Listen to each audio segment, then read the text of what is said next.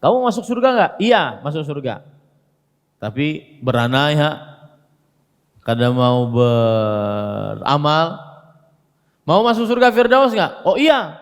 Nah, itu namanya roja, berharap masuk surga Firdaus. Tapi tidak mau beramal amalan sunnah, cuma amalan wajib. Enggak mau sholat sunnah, qabliyah, ba'diyah, enggak mau tahajud, enggak mau duha, enggak mau sholat setelah wudu, enggak mau sholat witir. Karena amalan-amalan sunnah itulah yang mengangkat derajat. Inna fil jannati mi'ata darajah ma baina kulli darajatain kama baina samai wal ard. Di dalam surga ada 100 tingkatan. Antara satu tingkatan dengan yang lainnya seperti antara langit dan bumi. Seperti antara langit dan bumi.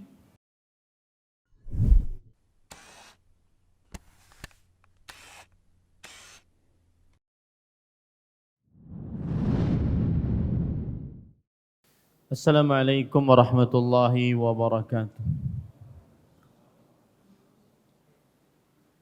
Bismillahirrahmanirrahim. Alhamdulillahi rabbil alamin. Wabihi nasta'inu ala umuri dunya waddin. Wassalatu wassalamu ala ashrafil anbiya'i wal mursalin. Nabiina Muhammadin wa ala alihi wa ashabihi ajma'in. Amma ba'du. Alhamdulillah, kita bersyukur pada Allah Subhanahu wa ta'ala. Pada hari ini, hari Kamis malam Jumat 27 Rabiul Akhir 1443 Hijriah, kita dimudahkan oleh Allah Subhanahu wa ta'ala untuk duduk bersama mengkaji kembali matan al-usul as-salatha, 3 landasan pokok akidah Islam yang ditulis oleh Syekhul Islam Al-Mujaddid Muhammad bin Abdul Wahhab rahimahullahu ta'ala. Salawat dan salam semoga selalu Allah berikan kepada Nabi kita Muhammad sallallahu alaihi wa ala alihi wasallam, pada keluarga beliau, para sahabat, serta orang-orang yang mengikuti beliau sampai hari kiamat kelak.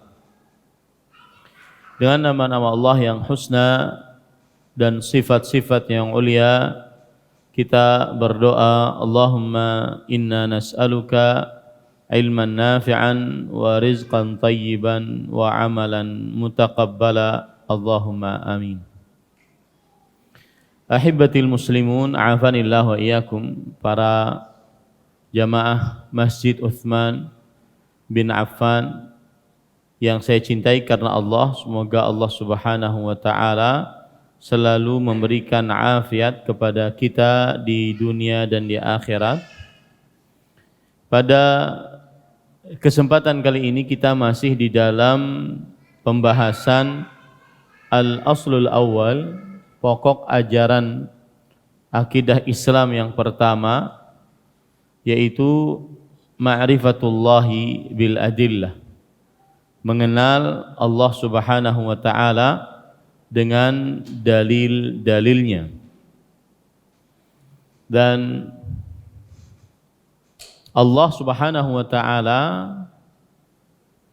adalah Tuhan kita, karena Allah Subhanahu wa ta'ala Maha Pencipta dan yang mengurus alam semesta.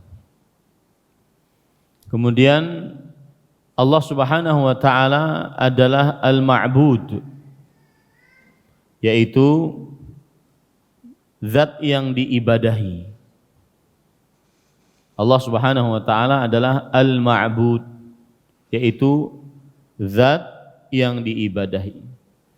Nah, dari sinilah akhirnya kita membicarakan tentang berbagai macam jenis ibadah.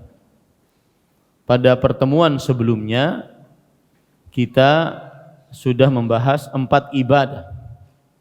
Yang pertama yaitu ad-du'a. Ibadah yang diberikan hanya kepada Allah Subhanahu wa taala adalah doa. Kenapa? Karena Allah adalah al-ma'bud, zat yang diibadahi. Maka segala macam ibadah diberikan hanya kepada Allah. Kemudian ibadah yang kedua adalah al-khauf, yaitu rasa takut. Rasa takut yang sudah kita pelajari, rasa takut yang dibarengi dengan pengagungan terhadap yang diibadahi dan pengerendahan diri kepada yang diibadahi. Inilah rasa takut, ibadah yang tidak boleh diberikan kecuali hanya kepada Allah Subhanahu wa taala. Ini sudah kita pelajari.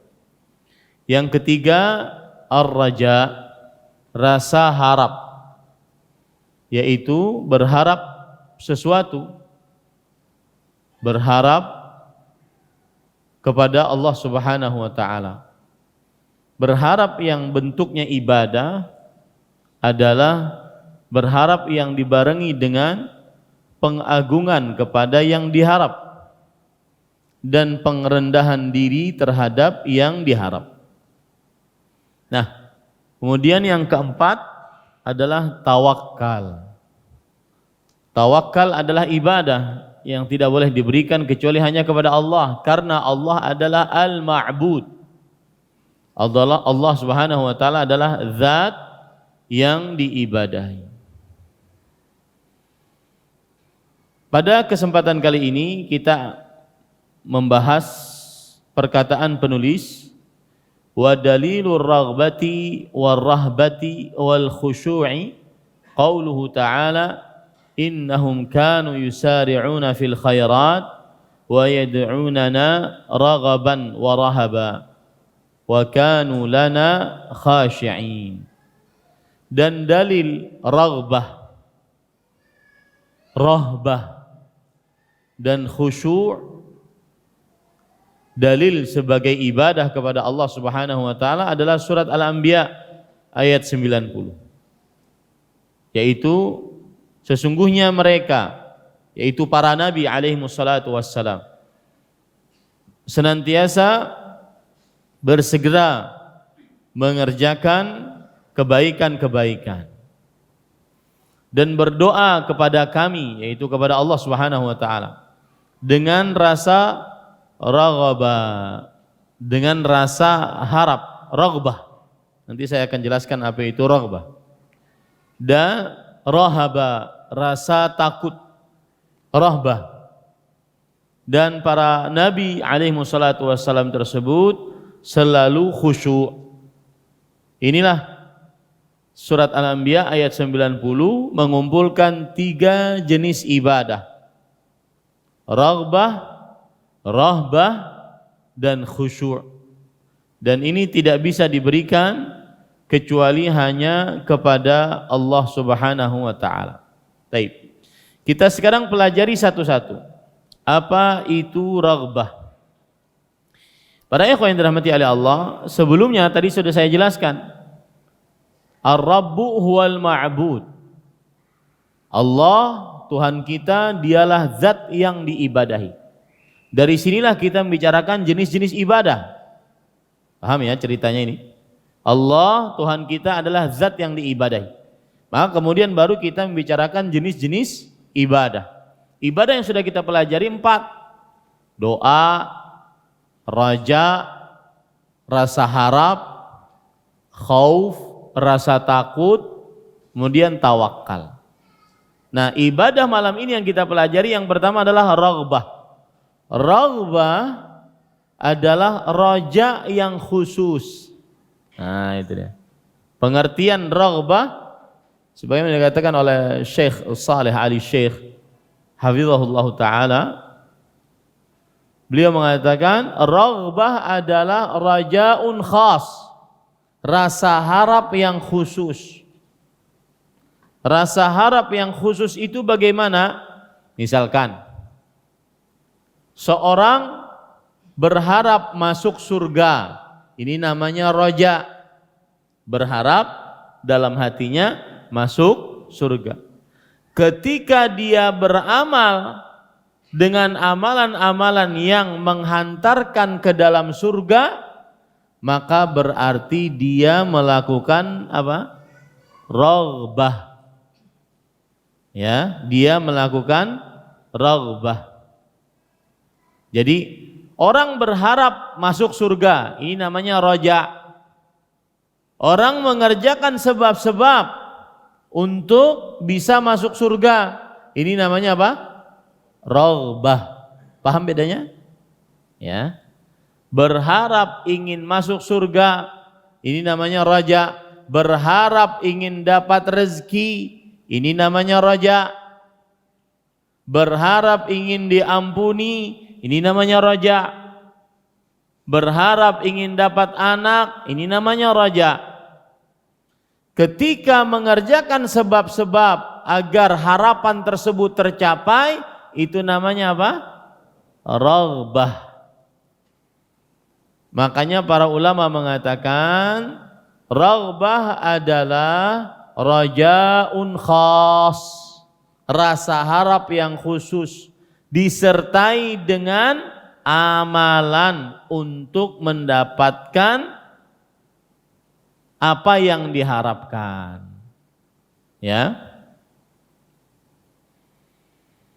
Siapa yang ingin masuk surga, maka ini berarti rasa harap, roja, ar-raja. Apabila dia ingin masuk surga lalu dia beramal saleh, maka ini namanya apa? Raghbah. Tadi yang dikatakan dalam ayat, innahum kanu yusari'unana fil khairat wa yad'unana raghaban, dan para nabi alaihi wassalatu wassalam berdoa kepada kami dengan raghab, dengan rasa harap yang khusus. Benar-benar ada amalan yang menunjukkan dia berharap kepada Allah Subhanahu wa taala. Lihat perkataan dari Imam Ibnu Qayyim Al-Jauziyah rahimahullah di dalam kitab beliau Madarijus Salikin, wal farqu bainar raghbati war raja'i anna ar-raja'a tama' war raghbah talab. Perbedaan antara raja dengan raghbah, bahwa raja adalah keinginan. Mana pulpen pian? Baik. Ya, kita bicarakan, yang sudah kita bicarakan adalah ar-raja. Raja keinginan. Kemudian ar-raghbah. Pian anak belajar kada nih? Mana pulpennya? Ar-raghbah yaitu keinginan plus usaha. Itu bedanya, ya. Jadi dua-duanya keinginan. Tapi kalau raghbah disertai dengan usaha. Di dalam surat Asy-Syarah, wa ila rabbika farghab, wa ila rabbika farghab, dan kepada Tuhanmu maka inginlah, tapi bukan hanya ingin dalam hati, beramal agar mendapatkan apa yang diinginkan. Itu namanya raghbah. Raghaba yarghabu atau raghiba yarghabu, keinginan plus usaha. Nah, kemudian tadi disebutkan yad'unana raghaban, raghbah, wa rahaban. Rahaban rasa takut. Rasa takut sudah kita pelajari, yaitu ibadah yang ketiga, al-khauf, Rasa takut. Apa pengertian al-khauf? Ada takut di dalam hati akan terjadi sesuatu yang tidak mengenakan pada waktu yang akan datang. Itu namanya khauf. Ya, keluar dari rumah takut akan terjadi sesuatu yang tidak mengenakan. Itu namanya khauf. Jalan ke atas gunung, takut, hatinya takut akan terjadi sesuatu yang tidak mengenakan. Itu namanya khauf. Nah, apabila rasa khauf, takut ini dibarengi dengan ta'zim wal khudu', pengagungan kepada yang ditakuti dan pengrendahan diri terhadap zat yang ditakuti, maka itu adalah ibadah khauf yang hanya diberikan kepada Allah. Lalu rahbah apa? Rahbah adalah khaufun khas. Nah, rahbah adalah rasa takut yang khusus. Kalau ini tadi rajaun khas, rasa harap yang khusus. Nah, kalau al-khauf rasa takut, kalau ar-raghbah rasa takut plus ada pergerakan untuk zat yang ditakuti. Ya. Atau disebut oleh para ulama khaufun khas. Rasa takut yang khusus. Misalkan bagaimana? Misalkan seseorang takut kepada Allah, lalu dia meninggalkan maksiat, padahal maksiat itu ada di depan dia.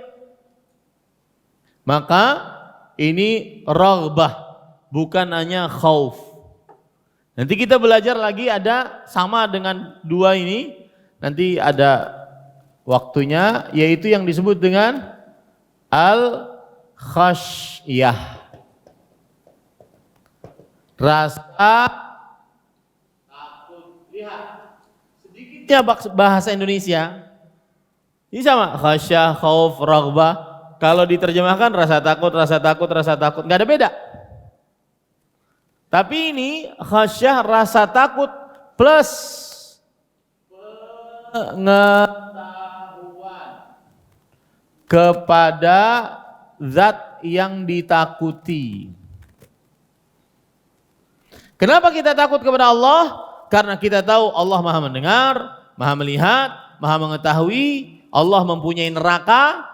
Maka ini namanya khasyah, bukan hanya khauf. Khasyah adalah takut kepada Allah dibarengi dengan pengetahuan kita tentang Allah, ma'rifat kita tentang Allah Subhanahu wa taala.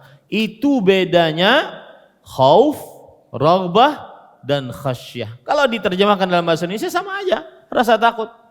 Tapi karena luasnya bahasa Arab, maka itulah sebab Allah Subhanahu wa taala memilih bahasa Arab sebagai bahasa agama, bahasa wahyu. Ya. Taib. Bisa dipahami? Lihat sekarang.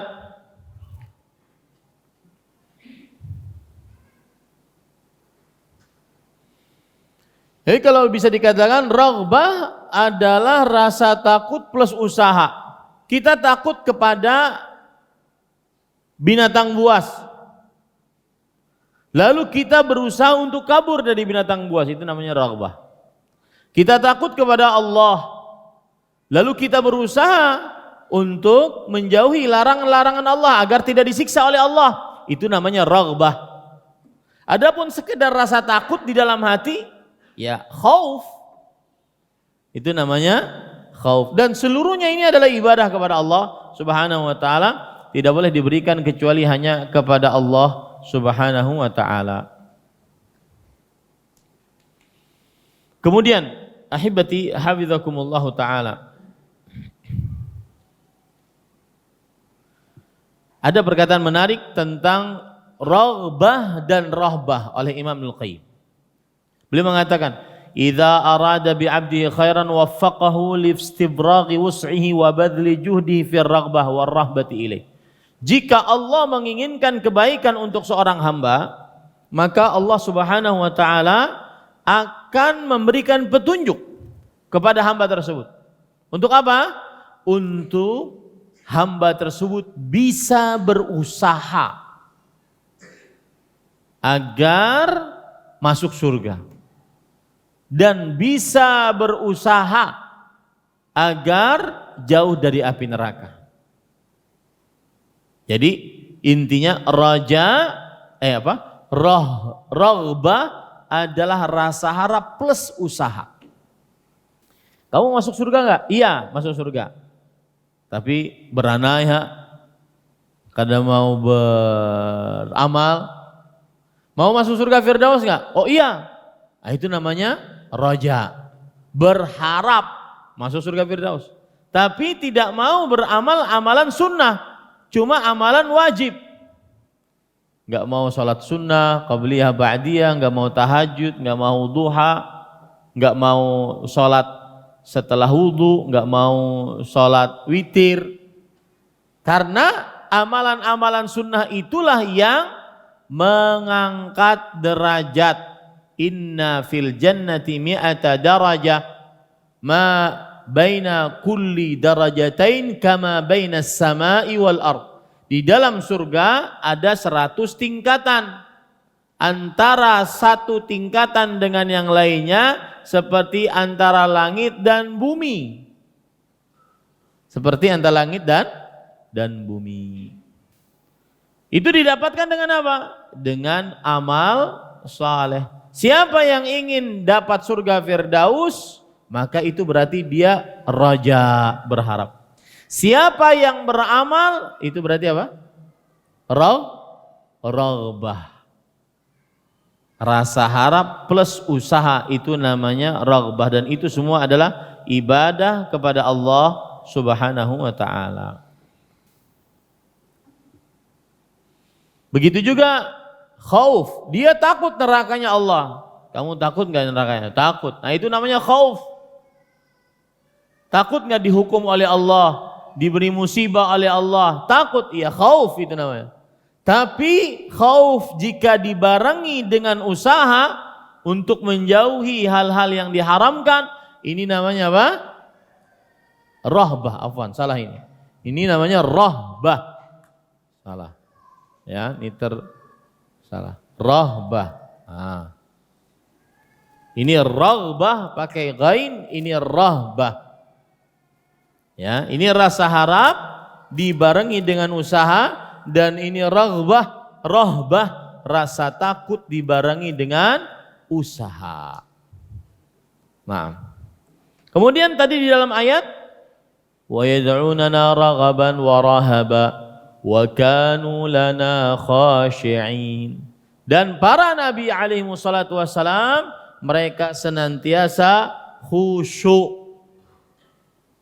Apa itu khusyuk? Apa pengertiannya? Khusyuk artinya adalah menghinakan diri dalam rangka mengagungkan Allah. Itu namanya khusyuk. Dan khusyuk itu mainannya hati. Khusyuk mainannya hati. Ada istilah lain, khudu'. Yang satu pakai shin di tengahnya, yang satu pakai dot, khudu'. Kalau khusyuk hatinya yang dihinakan di hadapan Allah. Kalau khudu' badannya yang dihinakan di hadapan Allah. Nah, beda antara khusyuk dengan khudu'. Ya. Imam Ibnul Qayyim rahimahullahu taala berkata di dalam kitab Madarijus Salikin, al-khusyu'u mahalluhul qalbu wa thamaratuhu 'alal jawarihi wa hiya tudhiruhu. Khusyuk ya tempatnya adalah di dalam hati dan buahnya pada anggota tubuh.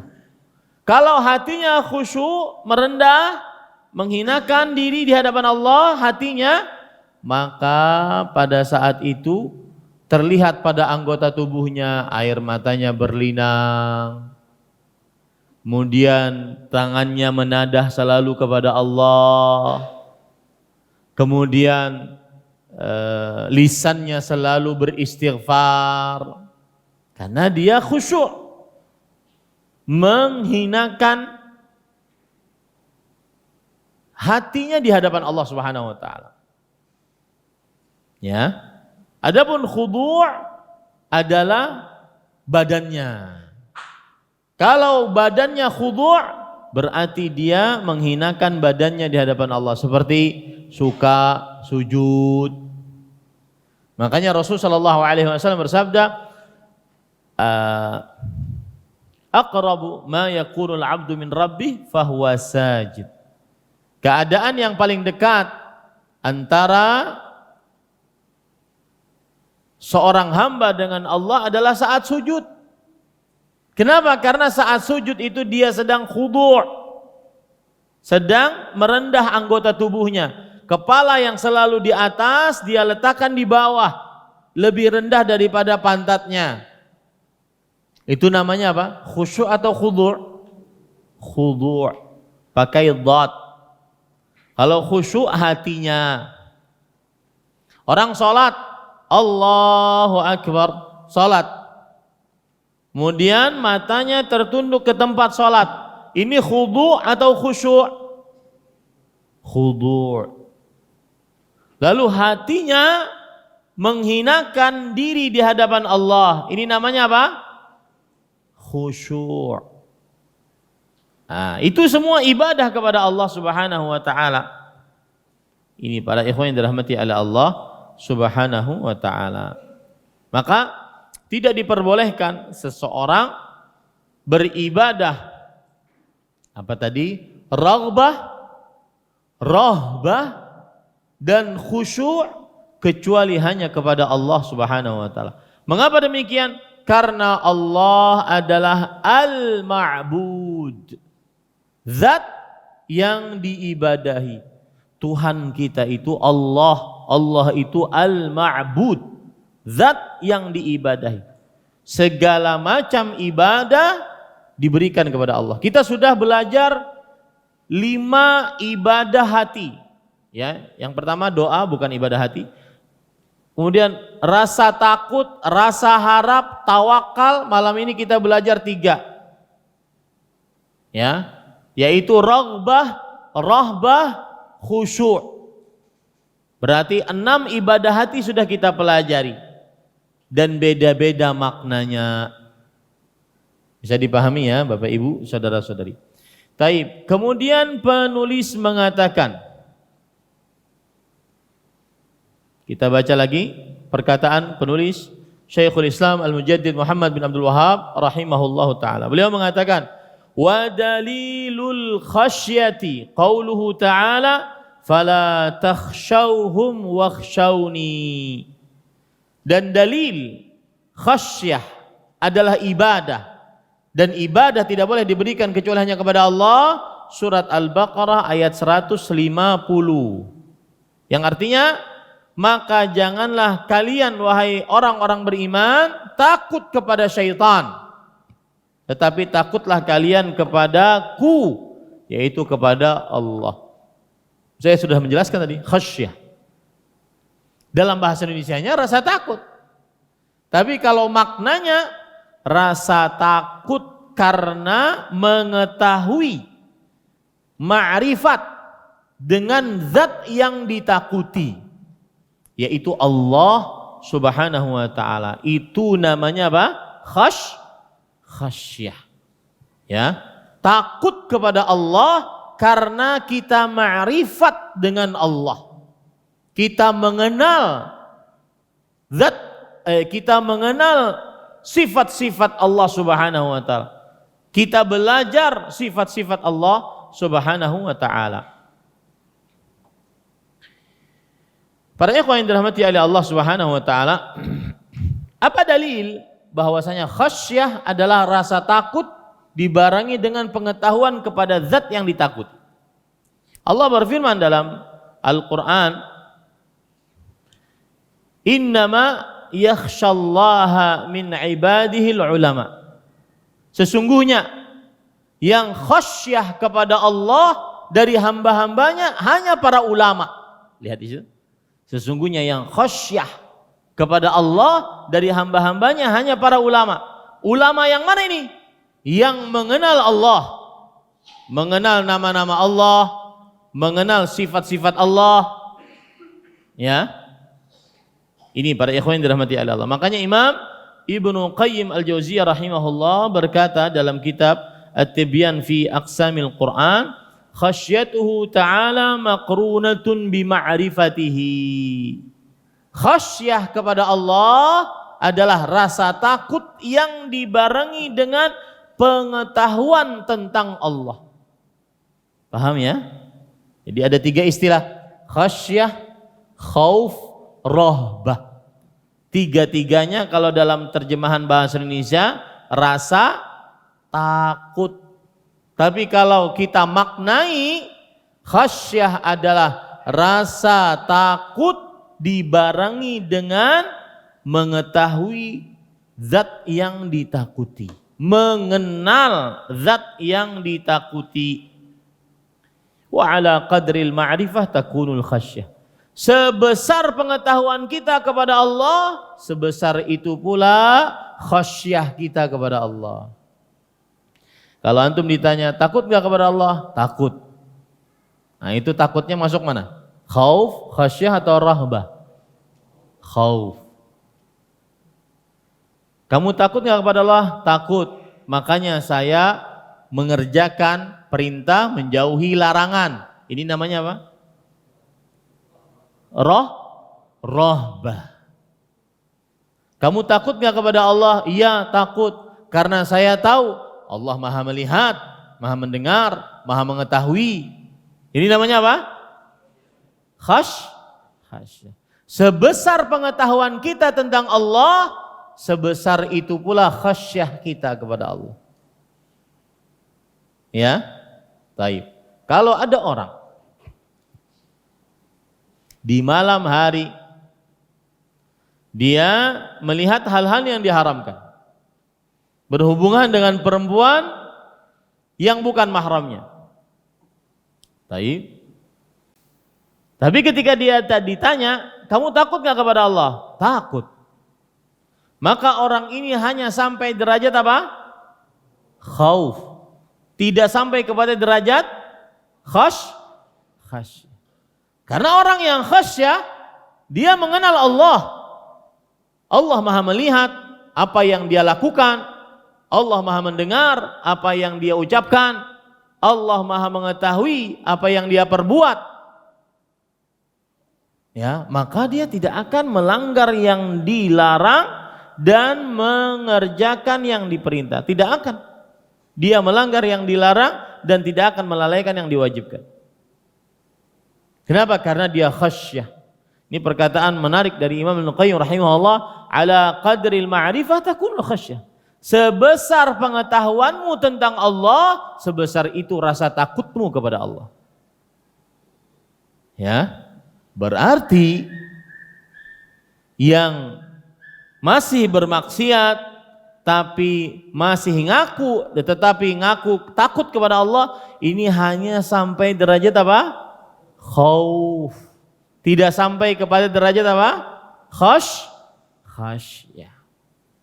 Ini para ikhwan yang dirahmati oleh Allah Subhanahu wa taala.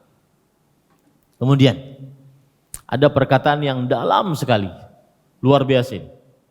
Dikatakan oleh Syekhul Islam Muhammad Ibnu Taimiyah rahimahullah taala, ulama Islam abad ke-8 Hijriah, di dalam kitab Majmu' Fatawa. Beliau mengatakan, wal khasyatu abadan mutadamminatun lirraja. Sikap khasyah selalu dibarengi dengan rasa harap.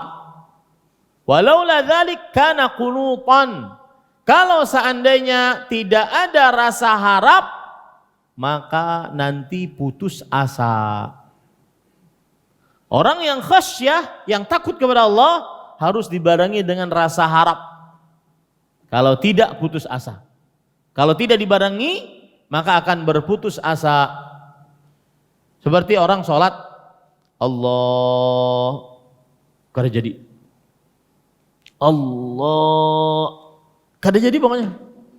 Kenapa? Karena takut tidak diterima oleh Allah. Saya pernah sholat, waktu itu saya masih di Arab Saudi. Ada orang sholat di samping saya. At-tahi. Oh, mengganggu sekali, subhanallah. Suaranya sudah besar di samping. Ya, enggak sampai. Kenapa? Karena dia punya rasa takut, khasyah, tapi tidak dibarengi dengan rasa harap.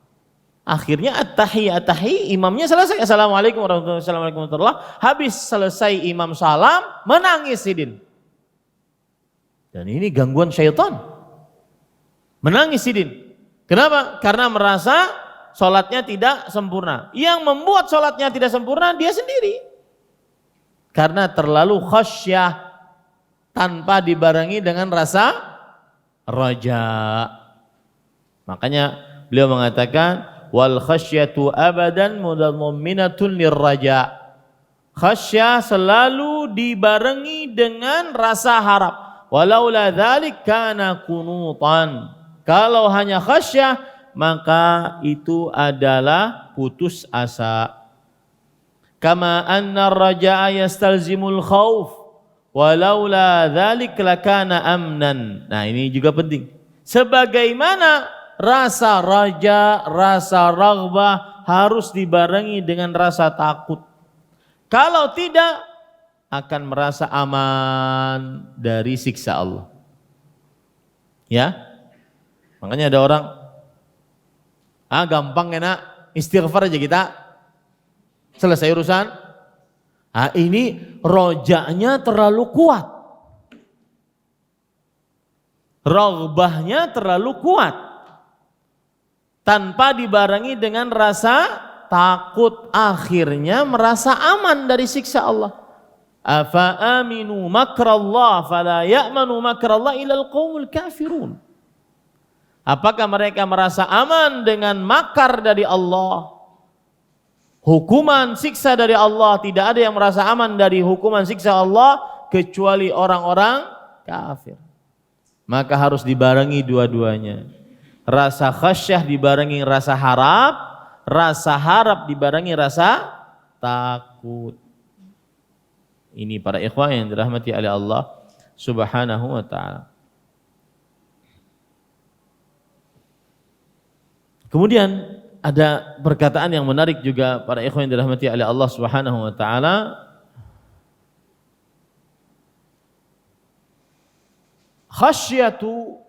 Khasyatullah ra'su kulli khair.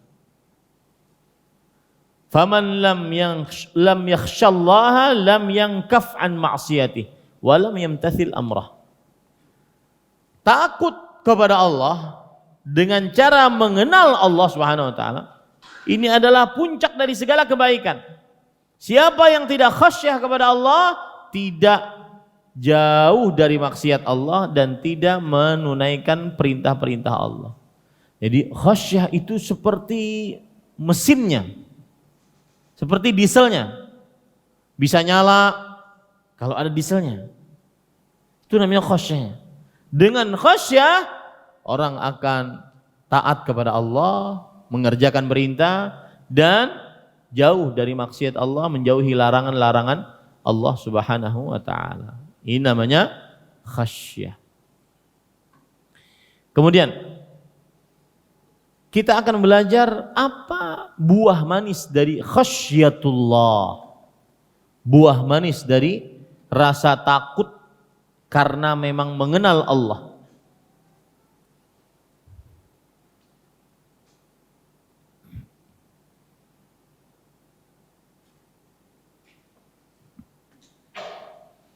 Para ikhwan yang dirahmati oleh Allah, yang pertama, siapa yang diberikan oleh Allah khasyah, maka hatinya akan hidup. Kalau hatinya hidup, bisa mengambil manfaat dari nasihat-nasihat. Ini kan ada apa? Orang dikasih nasihat, ya, yang memberi nasihat bebuihan muntungnya sudah. Ayat Al-Quran dibacakan, hadis Rasul dibacakan, tapi nggak masuk dalam hatinya. Kemudian melihat mayit, ini yang saya nasihatkan ya. Kita ini kadang di Banjar kan suka belelucuan, ya. Suka mahalabiu. Maka itu dijauhi saat dalam keadaan datang musibah, kematian. Saat menguburkan, ketawaan, cekikikan. Saat di samping mayit, ketawaan, cekikikan. Ya, ini tidak benar para ikhwan. Dan ini tidak khasyah. Orang yang khasyah, hatinya akan hidup. Dan ketika hati hidup, maka apapun yang dia lalui, dari apa yang dia dengar, apa yang dia lihat, bisa masuk ke dalam hatinya. Matanya berlinang air mata, telinganya hatinya sedih saat melakukan dosa, dan seterusnya. Melihat melihat mayit, dia takut, dia minimal terdiam. Oke, itu aku kena. Dan subhanallah ya, tentang kematian ini memang ada perkataan kafa bil mauti wa'idha. Cukup kematian sebagai pemberi nasihat. Saya sering sekali dapati di jalan-jalan, itu saya safar, ada orang di bandara cerita, ada orang di mana-mana cerita. Saya berhijrah Ustaz, itu gara-gara ingat mati. Diingatkan oleh Allah mati. Ingat mati. Sampai saya dikira orang gila karena ingat mati. Mana-mana ingat mati.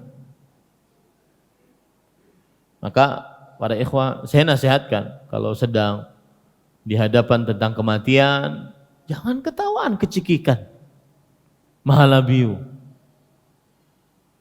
Ya, berkaitan dengan kematian. Diingatkan tentang surga, neraka.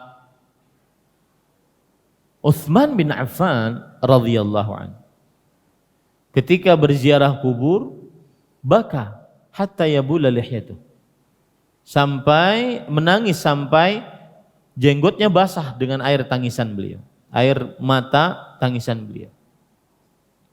Kemudian sahabat-sahabatnya berkata, "Tudzakiruna bil jannati wan nar la tabki wa tabki min hadza."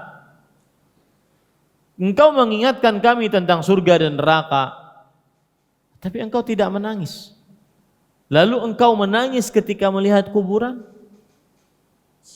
Ya, itu kebiasaan para sahabat. Menangis ketika melihat kuburan? Kenapa?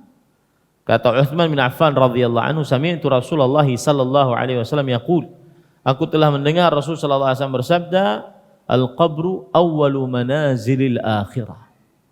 Kuburan tempat singgah pertama dari tempat-tempat singgah kehidupan akhirat. Faman naja minhu fama ba'dahu aisaru min.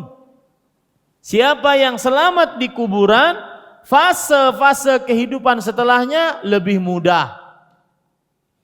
Wa illam yanju minhu fama ba'dahu ashaddu min.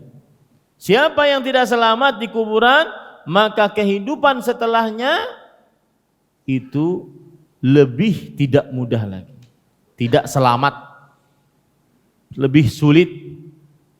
Melihat ambulan lewat, maka harus ada Nah, ketika ada perasaan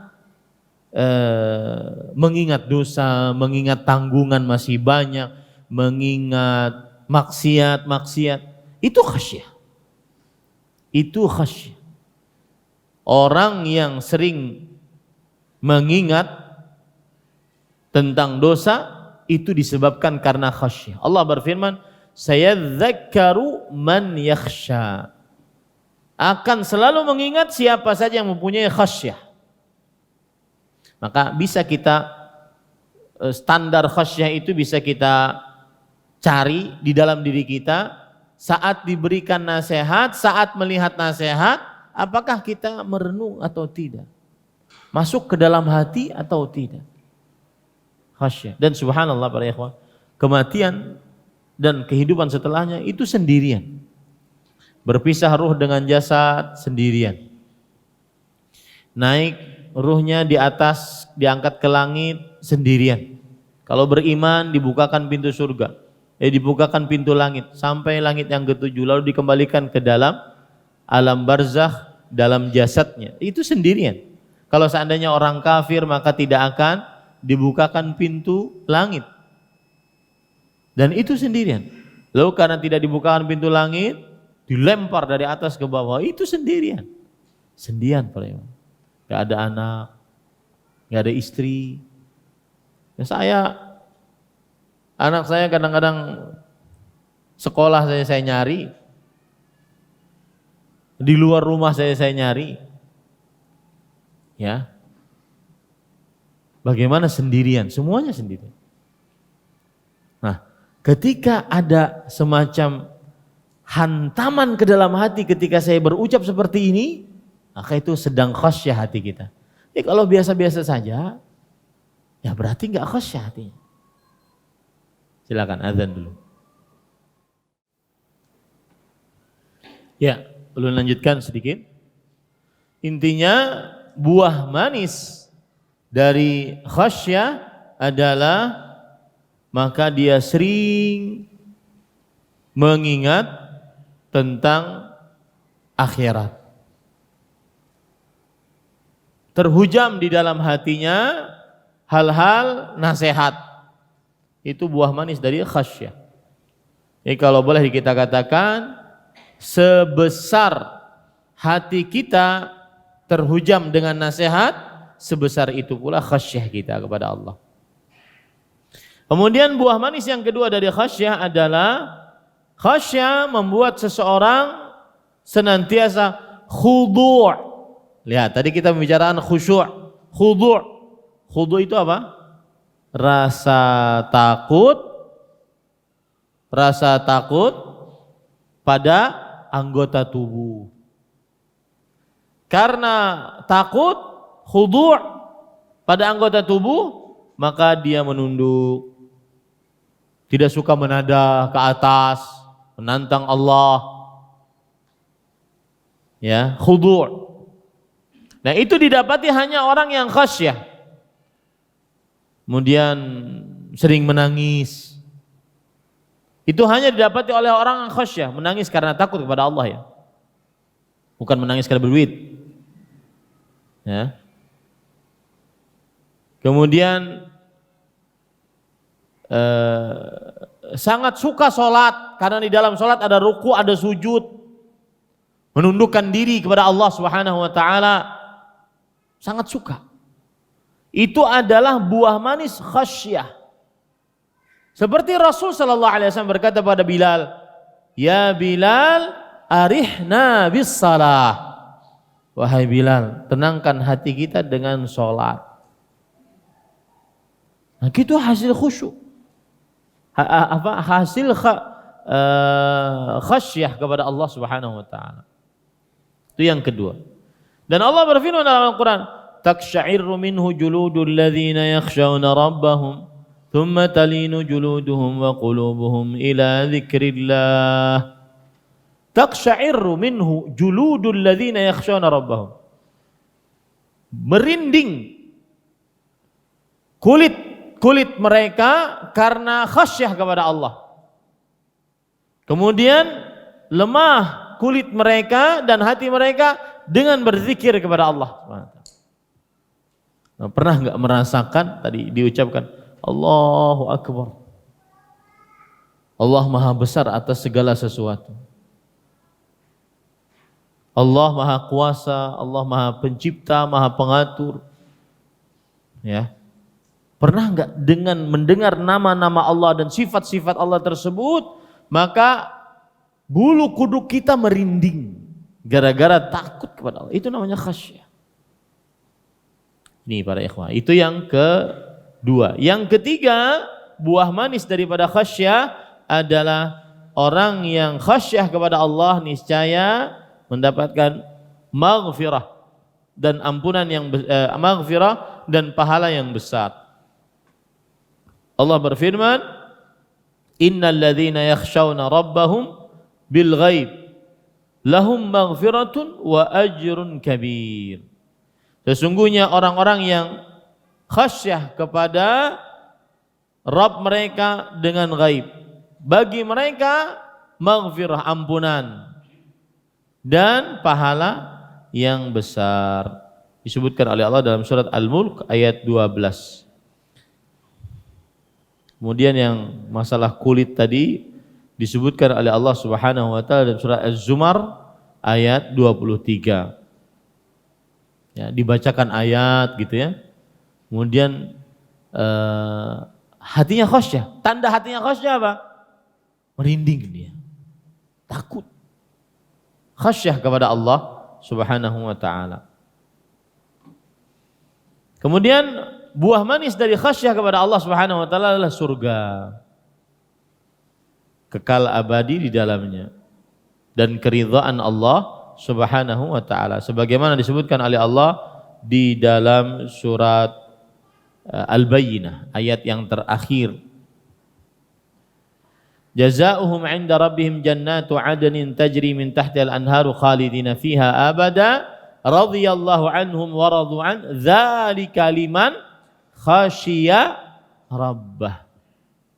Balasan atau ganjaran mereka di sisi Allah ialah surga Adan yang mengalir di bawahnya sungai-sungai, mereka kekal di dalamnya selama-lamanya. Allah rela terhadap mereka dan mereka pun rela kepada Allah.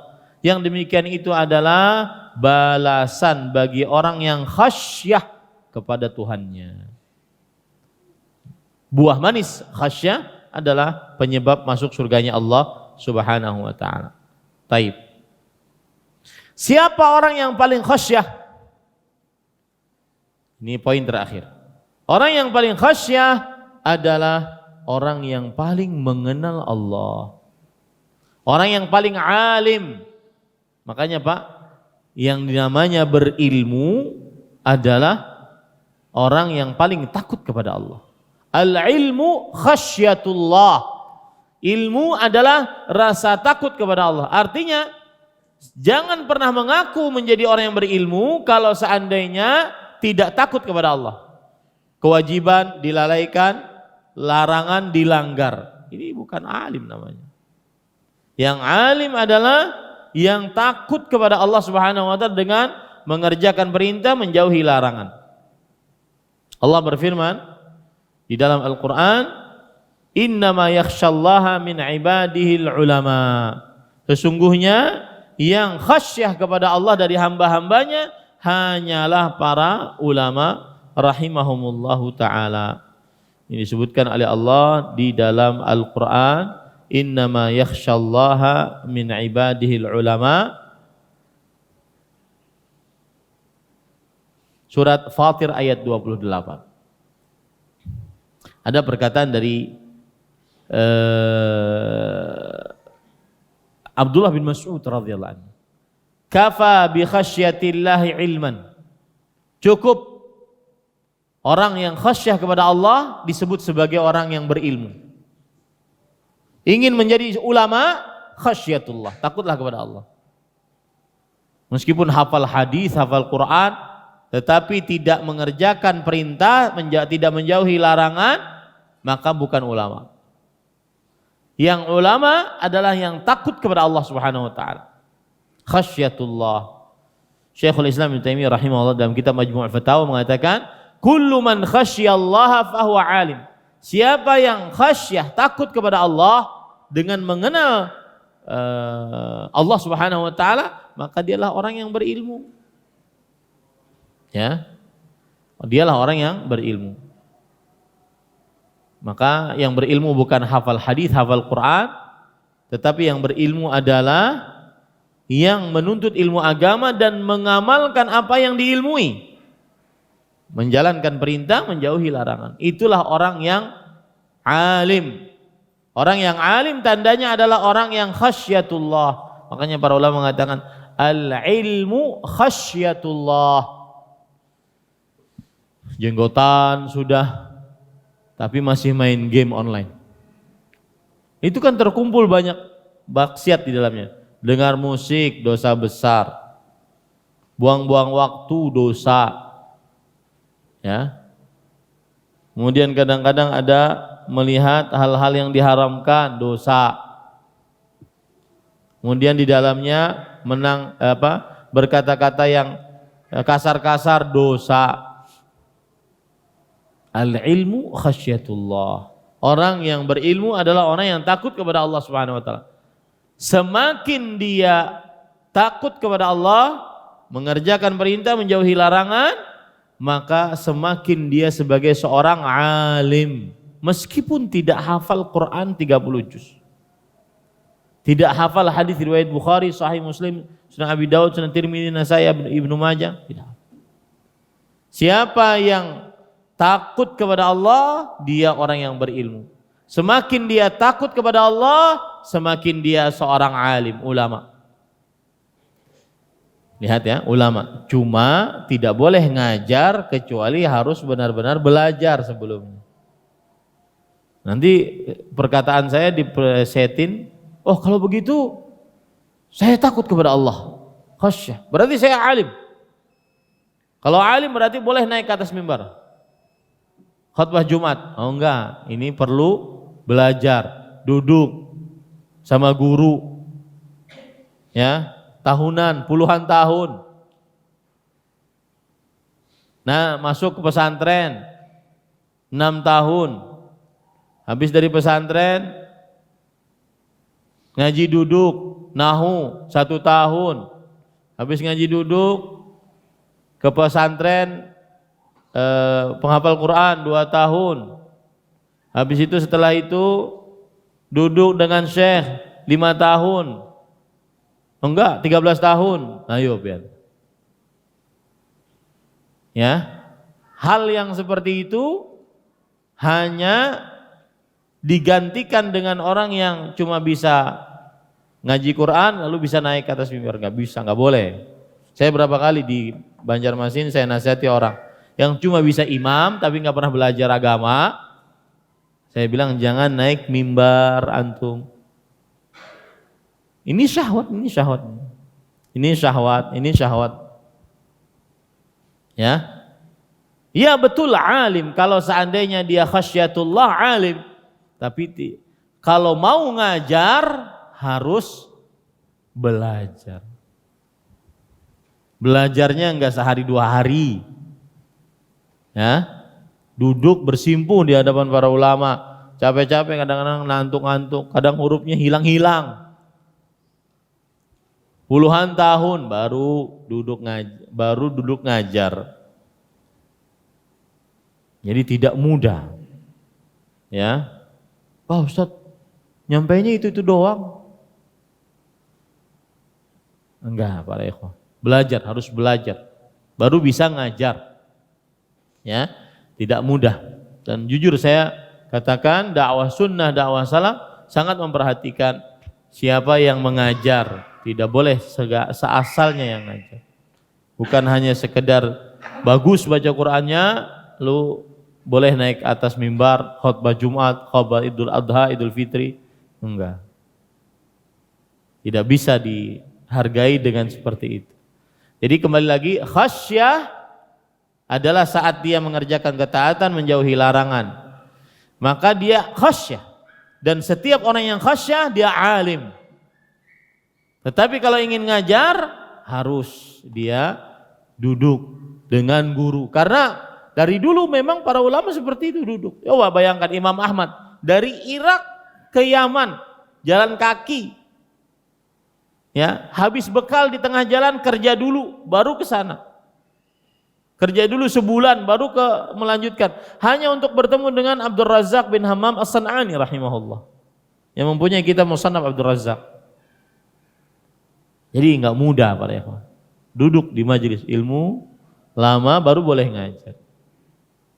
Ya. Bahkan dulu para ulama tidak mau ngajar ketika gurunya masih hidup. Sebagai bentuk penghormatan terhadap ilmu agama. Ilmu ini agung, bukan sekedarnya orang bisa ngajar, bisa ngomong. Dan sekarang kita dimudahkan dengan media sosial. Akhirnya semua orang bisa berdakwah. Bagus. Asalkan dia memahami apa yang bisa dia dakwahkan.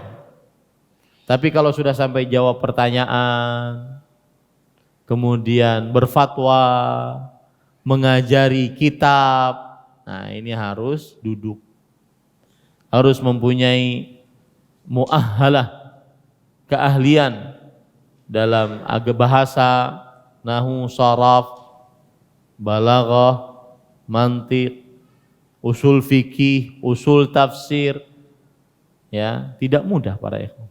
Ini saya nasihatkan agar tidak bermudah-mudah mengajari ilmu agama dan tidak mudah-mudah juga belajar kepada sembarang orang. Kenapa membicarakan itu? Karena tadi saya takut orang yang khasyah berarti dia alim. Ya. Banyak orang yang khasyah. Ahli ibadah khasyah semua. Ahli sholat, ahli masjid, ahli sedekah, ahli zakat, khasyah itu. Jauh maksiat khasyah. Berarti dia alim. Iya, alim dia. Karena dia mengenal Allah. Makanya karena dia mengenal Allah akhirnya dia khasyah, mengerjakan ketaatan, menjauhi larangan. Tapi kalau untuk ngajar enggak boleh seenaknya. Paham ini para ikhwah? Baik.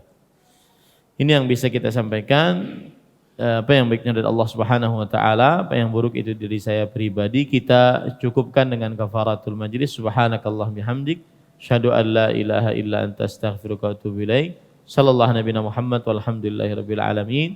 Wassalamualaikum warahmatullahi wabarakatuh. Terima kasih. Jazakumullahu khairan wa barakallahu fikum. Video ini dibuat atas partisipasi dari donasi Anda. Semoga menjadi amal jariah bagi Anda semuanya.